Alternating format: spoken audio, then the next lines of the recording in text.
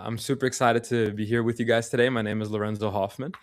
I'm on behalf of the Brazilian Student Association. I'm here with Bella Nazzari, which is coming from A16Z, but that's not how you pronounce it, is it? No, you got it. You can say A16Z if you want. Really? Okay, nice. Excited to So, be here with you guys today. My name oh, is Lorenzo Hoffman. um, so yeah, I mean, Bella, if you want to introduce yourself, kind of tell us about a little bit of your background. Yeah, sounds good. Hi everybody. I'm Bella. Nice to meet you. Oh, Lorenzo, do you want to mute it potentially? Just because I can also hear myself. And if anything, in a moment, I'll let you kind of give it a rundown of the event, and I'll go get my headphones if it starts getting really bad. But nice to meet you all. I'm Bella. As Lorenzo said, I work at A16Z. Also, another way to say it, which is the full name, is Andreessen Horowitz. It's a venture capital firm based out of San Francisco. Just we're investing in companies all around the world, and specifically supporting the part of the firm which is called Speedrun.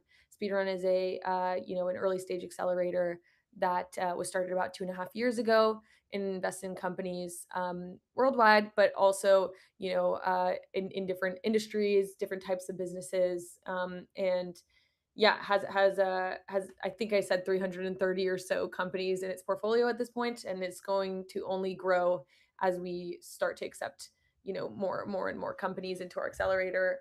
And we actually have our applications for Speedrun 7 open and closing in 3 days. So if you are building a company, or I know if you're considering the cusp of joining a company or building a company, now's a good time to start getting involved with Speedrun and checking us out.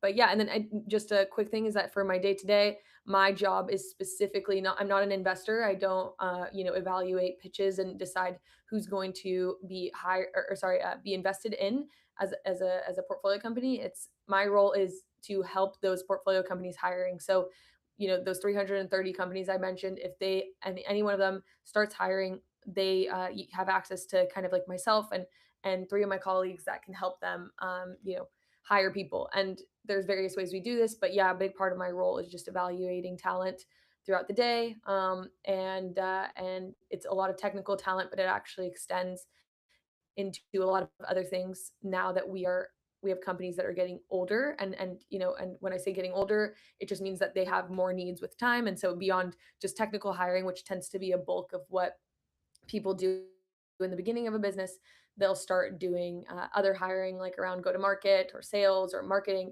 And so I can help and step in with that now, as well. But yeah, my background's in technical recruiting, so a lot of like what I kind of have the best, what you could say, like maybe pattern recognition or experience would be with technical talent. And yeah, so I'm happy to share some things I've learned here today, and maybe help some people with what I'm observing as well. Beautiful, nice. So yeah, before we start looking into the resumes that we picked out, I just wanted to give out a quick thanks to Saywise for powering today's talk, today's teardown, as we're calling.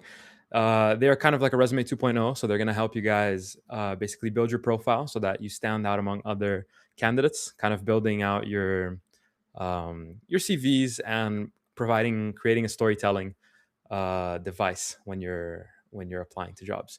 So yeah, Bella, today I picked out three different applicants, three different CVs, and we're gonna go kind of in increasing order of technicality, at least from how I see it. But I'm excited to see your opinion on this as well. And yeah, so let me open up And over for here. for the record, everyone, and sorry, there's going to be a lag for a second, but for the record, I have not seen these at all. Like I have no idea what I'm getting myself into. So you're really going to get my candid thoughts. I have like no idea what it's about. I'll just say that. That's good. That's good. I think that's kind of like nice that we see your first reaction to these CVs, and it's not like you chose them first. So that's gonna be pretty cool. Anyway, let me share my screen over here, and let's go on. So our first candidate is gonna be Elena Rupental. She is one of our members at Brasa, and so kind of just read out the document. Tell me to scroll when you want, and just kind of walk us through our thought process over here. Cool. Okay. Well, first of all, it's hard to say. Sorry, Lorenz. Can you mute for a second? Thank you. For It's hard to say. Exactly what a good resume or a bad resume looks like, unless you know exactly what the person is aiming for. So I'm gonna just read out what I'm perceiving of this person's profile, and then I don't know if you know Lorenzo, if she's here or what. But if I could get an idea of like what she's looking for, that would be very helpful as well, for me to kind of level set it against. And the reason why I say that is, so I'm not reading it. Is to understand the stage of the company that she's aiming to work at, to understand the industry she's aiming to work at, to understand the kind of even like country, like does she want to work in a US company, Brazilian company, whatever, right? And so I'm assuming, because you're kind of sharing with me, it'll probably be an American company, but or like at least like a maybe American and European company, but at the same time maybe I could also assess on the Brazilian side. But anyway, it's always good to have like kind of those two things in mind. But I'll start by reading out what I'm kind of seeing here. And if you could just scroll up, I want to just see the very top of the CV really quickly. Just to I'm see like the. I'm gonna try not to leak anybody's personal information here, but Oh, I see. Okay, yeah, that's fine. it's Yeah, just her yeah. name Okay. and her contact information. Okay, cool. Yeah. I was gonna say, so just a quick side note, I can't see the contact information, but um yeah, like always having, phone number, always having your email is important, and the location you're currently based, and if there's any like open to relocation, putting like a dash, like open to relocation to X, Y, Yeah. and Z, right? Those first So couple in there are there. So we have location, we have email, we have phone number. So cool, awesome. Um, Okay. I mean, I like the overall structure of the resume. Looks great. Education, work experience, leadership experience, and involvements. I mean, this is good. Another way to say this could be like, um, you know, uh, projects, and then like obviously she has more of like a front loaded, like it's all about leadership experience or like club activities or things like that. And so I think that this is a good way to frame it. But like if you're a different type of job title, maybe you'd say projects here or something like that. And then can you scroll all the way to the bottom as well? And sorry, I know this is like I'm going very high level, but just so it's like clear kind of the things that I pay attention to as well. And yeah, and then additional information is great. So cool. I think that, you know, the structure here looks great. I don't have any comments. I think where it would be the most helpful is for me to understand what exactly she's looking for. I mean, for me, it seems like, okay, clearly, sorry, can you scroll up to the work experience again? Um, Clearly, she wants to work in sales operations or some sort of like business on the business side of a company, and all of this like leadership experience. And obviously, you look at BTG, you look at like the kind of other associations with kind of the clubs and what they're surrounding. I see stuff with like technology in there. I see stuff with um, you know career coaching, talking to like executives. I think like it's very clear that she's apt for being on the business side. So I think it reads probably what she's looking for. Where this resume becomes unclear to me is like if she wanted to work at a startup, for example. I'm kind of like, okay, I need to like, I might want to see like, in the order of operations, what the smallest, kind of scrappiest places she worked was and had the most impact in like a very kind of scrappy way. So that's why like projects are good, or talking about clubs is good. But overall, I think it reads that way. I think this is like a pretty good resume. And sorry if it seems like a little bit too high level. It's just because also like with this kind of resume, it really is important to know exactly what she's looking for. nice. Okay. So the Do you have first any couple questions questions. for me, by the way? Like about any other parts? Yeah. So I was gonna ask. Sorry. Do you mind mute? Yeah. Okay. There we go. So I think the first thing that comes to mind, because I've seen a couple CVs, right? Is this format something that we're looking for, or does this kind of get lost in the midst of, better designed or something that looks prettier? Is that something that you're looking out for? No, this is a good format. Yeah, I 100% like I believe in the standard resume format. This I have a lot of comments and thoughts on the resume for different roles. So like for engineers, I think resumes look or not even look, but like it's a different thing. Um, some big tech companies are very still interested in a resume, and in that way, it should be in this format, kind of similar here. But like, if you're like a startup, usually they just want GitHub links and they just want projects and they want to like maybe see a personal website. So we can get to that in a moment. But overall, like this is like the standard resume format.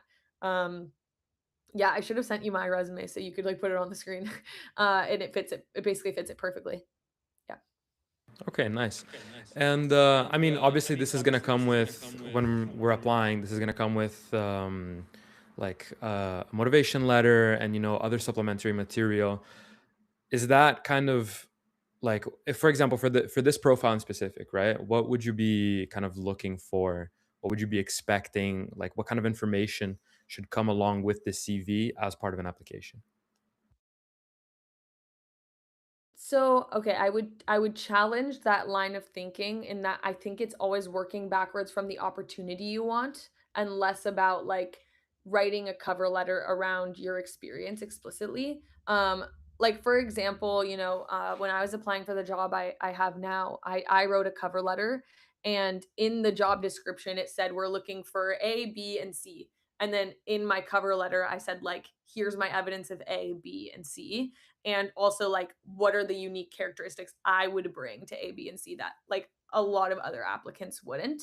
And so it's kind of about actually reverse engineering the job description as a and putting that in conjunction with kind of the cover letter, as opposed to take this resume, build a cover letter out of it of like because at the end of the day that's like not necessarily super helpful.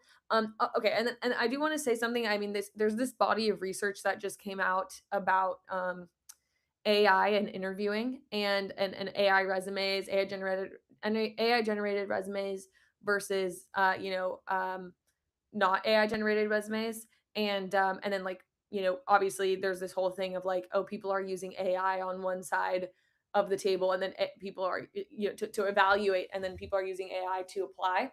And we don't, to be clear, like my team and I operate very differently than a lot of companies. So for us it's like I wouldn't what I'm about to say doesn't really apply to startup world. It's a very different evaluation process. But if you're talking about a company that still is like, we care about a resume, we care about a CV, and if you have any speculation that that type of company, because of its scale, would be using AI, um, there's an interesting body of research that came out which suggests that let's say there's a I don't know, Claude Opus 4.5, evaluating your resume on one side, and then and then you apply with a GPT 4 point whatever on the other side. They actually will evaluate the resume, like they will weigh the quality of your resume relative to how that model is trained on kind of like to understand what a really good resume looks like. So basically it's in the most ideal scenario, a company would share like, hey, we're evaluating your resume with this model, and then you would be able to tell you would be able to adjust your resume with that model as well, so that it would best represent you to its own model. That's just not the reality. It's not going to do that. And so you have to, if you're going to tailor your resume, I don't know, this is not like a foolproof, fully researched thing, but if you wanted to try this out, like having a few different AI models tailor around your resume, and maybe have like a mixture of them.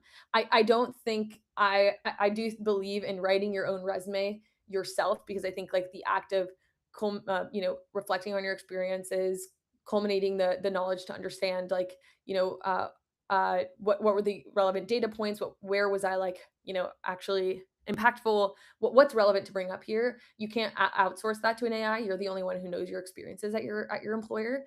So it's important to write it yourself. But then like in terms of like tailoring random words or like structure of like a sentence, or making a point clear, sometimes it could be fair to just like toss it around like two or three different AI models and see how they respond. So anyway, that's just a call out to companies that still really care about resumes. which is not every company, by the way, at every stage. So I'll just say that bit here, and then that's also kind of covers the like reverse engineering from a startups or sorry a company's job description to write your cover letter as well. Kind of falls into that as well. Right. And I mean, ultimately, uh, so when you go into, I think if you write your own CV, it helps a lot when you go into like the interview process, right? Since you had the time to reflect, you actually are more prepared naturally to the questions that they're going to ask you in an interview, right? Yeah, I mean, you have to tell a story in your interviews. So it's a very important thing to have fully kind of consolidated those experiences in your head. And the way it totally depends on the quality of the interviewer you get, and depends on the company you're at and the culture. But I would say like a good interviewer will always ask you probably a pretty open-ended question and then let you kind of give your initial response and then go drill down and drill down. And so, the thing of like, for in order for something to be simple, it actually requires a lot of thought. Like that's just like a common uh, you know thing, whether it's in design or in products or or in writing. Like in order for something to feel very distilled down, it probably comes from a culmination of a lot of conflicting thoughts that then like, okay, but here's the average of the whole, here's the common theme, here's the like thesis statement, if you will. And so I think a big part of the kind of interview process is doing a lot of reflection and then just kind of like, what is the most important thing for me to say? And then like, here's the thesis statement. Here's what I mainly was really good at my last job. Like for me, when I was at Amazon, the three things I was good at, um, hiring candidates across the entirety of Amazon. So like sourcing and hiring candidates, experimenting with AI tools and posting on social media. That's like it, right? And then, oh, okay, I'm an interviewer. I'd love to hear more about. I'd want to drill down a little bit more on the hiring and sourcing because that's what I really care about. And so the reason why also that self reflection or thinking things through is very important is because then you're like, okay, here's all the avenues that we can explore, interviewer, you choose your route, and then they're going to like that more because they feel more in control of the interview. They feel like they can, it's in your advantage because they can pull the information they need to give you like a thumbs up for your interview. And so anyway, yeah, so it's very helpful to like do that reflection, and whether it's in a resume format or in some sort of like talking to your AI and whisper flow and like just dumping out like your brain on everything that you've done and then trying to structure it with bullet points after. That's fine. But I do find a resume is a really good way to consolidate it, and like the act of cutting things out is also a really good exercise for discernment and judgment. Nice. I really like the in-depth analysis. Anyway, I say we move on to the next one, and let's try to go about these, especially because we have a couple minutes left. Next one, let me open up this one. Right. Can you see it? Yeah. Cool. So I kind of believe in summaries. I kind of believe in summaries. I mean, this is good. I do like the summary here. Okay. Yeah, I like the summary. Technical skills, professional experience. I would probably switch it to professional experience and then technical skills under. That's just me. But it's not neither here nor there. All the information is there. Yeah, I mean, there's a lot of bullet points here. To be honest, it's a little bit too much for me. But I do like get the idea. It's just like how much of this can be cut down even more and more and more. Is it just this is one page? Yeah, it's one page. I don't doubt that in some capacity, uh, I don't know if it's he or she or what, but I don't doubt that they had trouble filling everything or not not going over. I would say that the for me, like skills and education and certificates and everything should go at the bottom. Doesn't matter really which order it goes in. And then like professional experience should be under like the title. And like if you have a summary, like maybe the summary can go on top of that. Generally, like I think limiting yourself to if you were working at, so for example, this person was working there for 2 years, I think limiting yourself to like maximum 1 bullet point per year. I don't know, that sounds intense because obviously the, like, the rate of development or, like, maybe 2 bullet points per year, I don't know. The rate of development, of, you know, of products, especially when you're an engineer, is, like, rapidly accelerating, so your ability to, like, put bullet points here with while being in depth and having data and everything, like, can be tough. But I would say, like, in general, probably some consolidation can happen here. And I also think that I also think that I'm just reading a few of the words here. Um,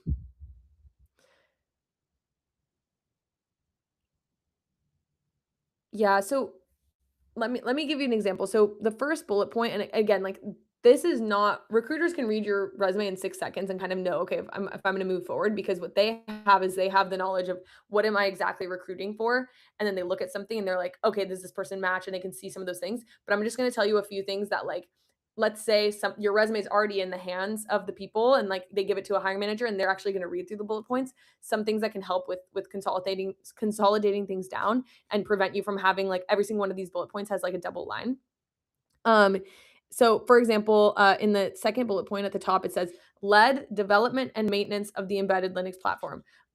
Like you can literally just say like, you know, developed and maintained the embedded Linux platform and like led and it's so many words that it's like I don't know, it's just like a little bit unnecessary. Like some things can be cut down a bit. Uh let's see.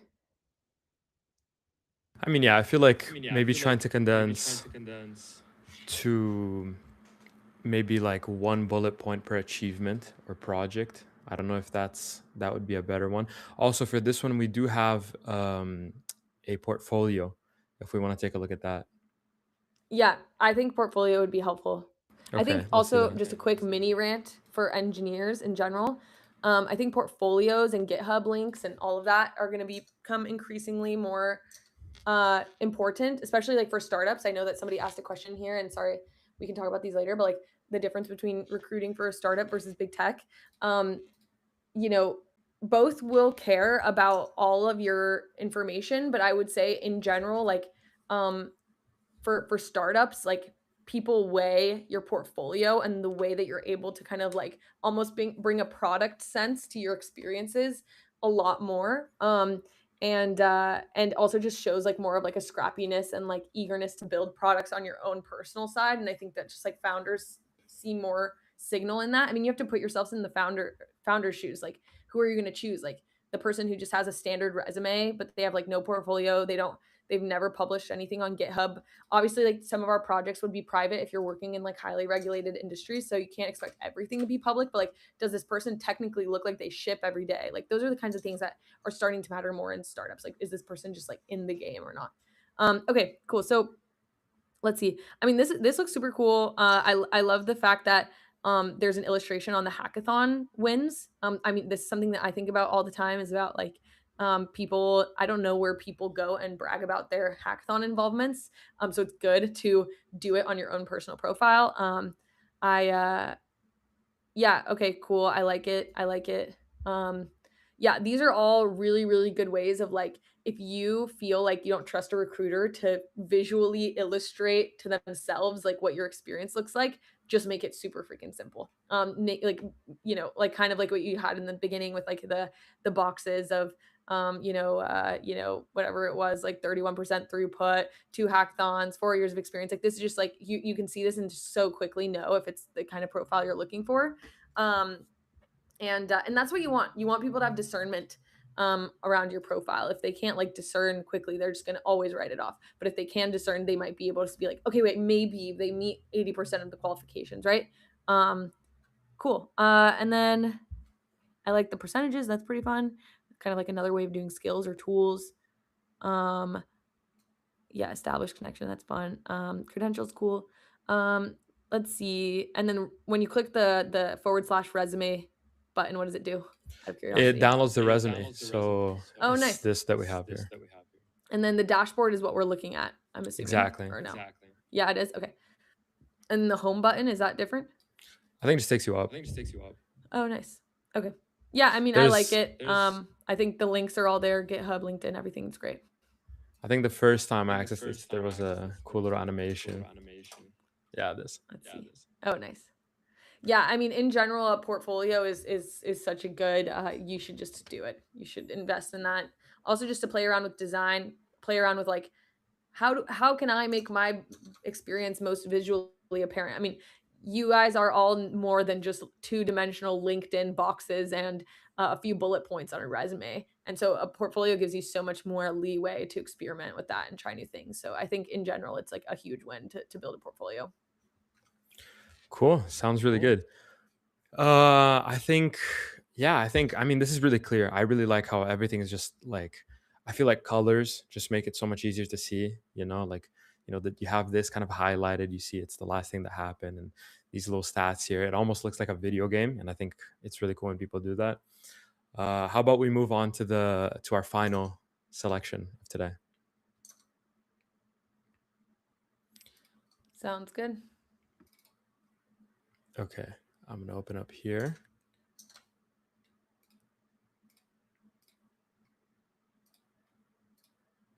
All right, here we go.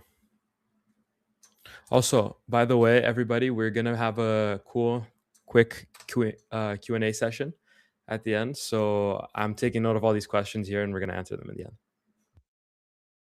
All right, we'll go quickly so we can leave room for that. But okay, so I mean, this is kind of like a question of like the resume formatting we talked about in the beginning. I mean, I don't mind this. Again, like I kind of told you guys before that like for me resumes are just not even like weighted that heavily. So it's different, but I think, every company's going to have something kind of a little bit different on this front, and every recruiter honestly has a different brain on this. That's why like, just making information as clear as possible is the most important thing. I don't believe in like necessarily there being one format. I do think that the other one just presents itself in a way that is very, very, presentable. And so it makes things easy. But I mean, I think this looks good. Everything is clear. I think there's less bullet points in this one. And it does seem a bit more concise. Some of these, the person in this case, like Jordan, is calling out specifically like the tools used in each of the projects. In some case that could be like cut down and just put at the bottom with the tooling, and maybe save some words, but also it's neither here nor there. That is what it is. And then in terms of like bullet point number 3 in the first one, where it says like integrated state of the art AI technologies, including OpenAI, 11 labs, etc. I don't think you need to say like, descriptors like that. I think like it's pretty implied. And if anything, it could actually bite you in the butt because, kind of like, how do I put this? There's like this idea that when somebody, and by the way, this isn't that serious of a thing, but I'm just kind of like going to teach you a little active psychology here. Like you can totally write this and it's fine. Like I'm not going to like knock you for it, but in my head, it tells me something, which is like, that you think this is a state of the art technology, which by the way, it is, it's amazing. But also if you kind of just say like integrated, OpenAI, 11 labs, and DeepGram, it tells me like, it's not this like big deal for you. And in a way it kind of signals to me like this person's just in the throes, like they know what's going on, like, whatever. Obviously, Jordan is an AI senior engineer, so I'm not gonna like sit here and say, I'm gonna read that title, I'm gonna read, the experience and be like, okay, cool, this person probably knows what they're doing. But when it says something like that, it signals to me a little bit like, okay, but like let's say a head researcher at OpenAI was reading this resume, like do you want to say integrated state of the art technologies to them, or do you want to just say like using OpenAI? It gives a different tone, it gives a different feeling, it makes it feel a little bit more grounded in reality, as opposed to like that's the integrated state of the art technology versus all the other things on my resume are kind of just like regular technologies, which you want to like make it seem like, no, like I'm working on state of the art technology. I am the state of the art technologist and engineer. And so anyway, sorry, it's just like a kind of a subtle comment there. It's the same way, like I'll tell you one more thing, is if somebody is like, Oh, I went to Stanford, and sorry, let me put it this way. I used to work at a coffee shop growing up, and then I, did ballet growing up, and like, yeah, I ended up at Stanford a little bit later. It's like you don't lead with Stanford, right? And I'm kind of, obviously Stanford's like an amazing school, and so like that means something. But I'm saying like sometimes burying some of your most impressive things can say something, but also there is something to be said about leading with the most impressive things. So play as you will, kind of think about that idea of like, how can I play it cool and clear and concise, but also get the message across of what I did. And so that's why I think, yeah. Anyway, sorry. I think I like went too deep on that, but just a slide tangent. Everything else looks good. I think maybe one redundancy around lead mobile engineer around senior and senior mobile engineer. To me, I'm like, where were you leading a team in one of them and not leading a team in the other? um like kind of like choose, like, choose one maybe, but obviously every company also has different titles, so maybe that's the title that was prescribed to you. But this is just like if you're kind of the one outlining these titles, sometimes having senior all the way down can give that person who's reading the resume like, oh shit, this person's been a senior engineer. But if it's like senior tech lead, I'm kind of like, okay, yes, obviously a leader, but like, what, were they all the same level, or like what was the deal? Or were you a manager in one? Were you an IC in one? Um, and then yeah. Do you want to go just down to the bottom one more time? For sure, for sure. Um, Cool. I mean, I don't know. I always forget about like how to properly cite a publication, but if this is the proper way, then, or if it's not the proper way, do that. If it is, then that's great. I'm not a person who like knows that. I just like will look at the title of the publication and be like, okay, does that match what I'm hiring for? Okay, cool. And then some of the sizing is mismatched, I'd say. I think like uh the Consejo Nacional one is a little bit bigger. And like Bachelor of Engineering is a bit bigger than everything else. Like, I don't know. Anyway, just kind of like tightening things up. I mean, I'm also just have a design brain, so I see that, but it's not a big deal. Yeah. Anyway, Okay, that's my I say, feedback. let's take a look at his portfolio. Sounds good. So here, I think this one's really cool. Yeah. Cool. So we have kind of this, like, basically makes him feel more like a person. I feel like, it gives like the book that he has, a picture of him, what he's listening to, and then like a really quick summary, and then his resume again. I think presented in a more concise, like better structured manner. Yeah, I think so something I'll say that's great about stuff like this is that uh the recruiter or whoever you talk to first, it's good to connect with them on a human level. I mean, this person is like, a reason a person becomes a recruiter or ends up in that position most of the time is because they want to advocate for people. That's like their big goal, is to like champion people. And so when they can meet you on a human level, it can help them remember you and give you more kind of like afterthought. And I don't know. I hate to like think of it as like you kind of like manipulating them or something, but it is just kind of, it's a really good tool just to like connect with someone quickly, give them like, memorable tidbits about you. And then also if a hiring manager were to come see this, like, oh my God, I also love this band, you get a little bit more bias towards you, whether or not you like whether or not it's like, correct or not. But it does help with influencing. And I think that in general, also just like, having highlight reel. I think in this one, there's this highlight reel of like the 100K plus users and products and teams and everything and all that. I think that's good. I think maybe you could even add a few more highlight things here. But overall, yeah, actually, no, this is pretty good. Yeah, I think this looks good. I would say this is a great Cool. start. And then And could always add more. I say we take a look at his GitHub as well. So just kind of guide me through what you want to see. If you want to take a look at any repos specifically, or just kind of like a general overview. Yeah, can you click the repos button? I mean, this person has quite a few stars. I'd be curious. Like, I would probably, to be honest with you, I would probably go in with a chatbot and just ask, like, can you look at some of these repos? Tell me what these stars are. Like, what are the projects that are doing the best? Like, what are the kind of people who are like giving this stars? Like, is this person contributing more? Or are they actually building these repos from scratch? Like, I'd probably ask these questions that just like for me, so I don't have to do a bunch of clicking. But like, I wouldn't ask it to evaluate code quality or anything. That's not my job. But I would just ask it to give me like the what is like the kind of overview. Yeah, I mean, seems like this person's shipping code a lot. Can you click the stars button?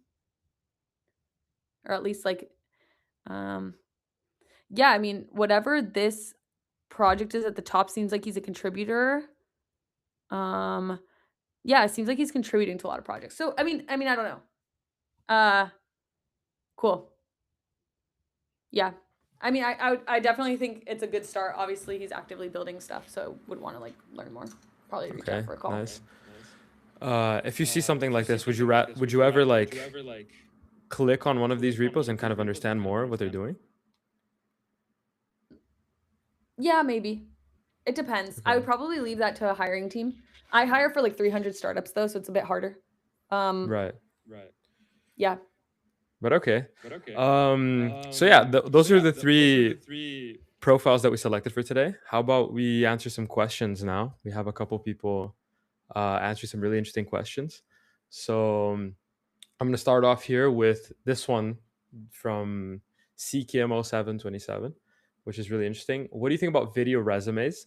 They can add to the story, but hiring managers and recruiters are so busy that I wonder if they have time to watch them. Yeah. Okay. So first of all, my birthday is 07/27, so I like your username. I think that in general, it's a really cool idea. I think it's yeah, I think it's a really cool idea. I don't have any comments here. I agree with you. They're really busy, and so it depends on like how you bring that into the format. But I sometimes find if somebody just has a video that they want to make, like a cool, fun video that really explains who they are, and attach it to their resume in general, people will find it. Oh, sorry, was I muted? My bad. No. You're speaking. Okay, cool. That they will find it and still go and watch it. It just depends on like what you're doing. Like if you're an engineer versus you're like a marketer, people are going to care about it more or not. But I think it's cool. I think it's worth experimenting with. I would go for it. And at the end of the day, you learn something and you have a piece of content that you can share. Okay, yeah, that's really cool. Another question from earlier is how much time do you realistically spend actually looking at a resume? 6 seconds. I don't look at resumes though. I look at like LinkedIn, I look at GitHub, I look at like, I just kind of see how active someone is and then just get on the phone with them.